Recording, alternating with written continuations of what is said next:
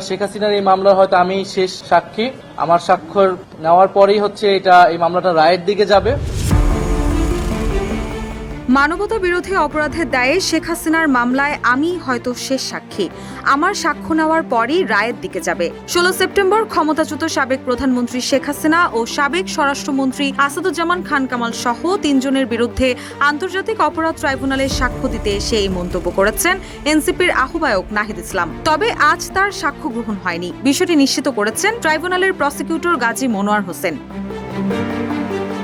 Bundle থাকলে প্রতি সেনমানিতে টাকা বাঁচবে। বিকাশ সেনমানি বান্ডেল কিনে জিতুন প্রতি লেনদেনে। পরে ট্রাইব্যুনাল প্রাঙ্গণে প্রেস ব্রিফিংয়ে নাহিদ বলেন, এখন পর্যন্ত ট্রাইব্যুনালের বিচার কাজ নিয়ে আমরা সন্তুষ্ট, অর্থাৎ রায়ের দিকে দ্রুততম সময়ে যাবে। তবে বাকি সব মামলাও যেন যথাযথ গুরুত্বের সঙ্গে এগিয়ে চলে।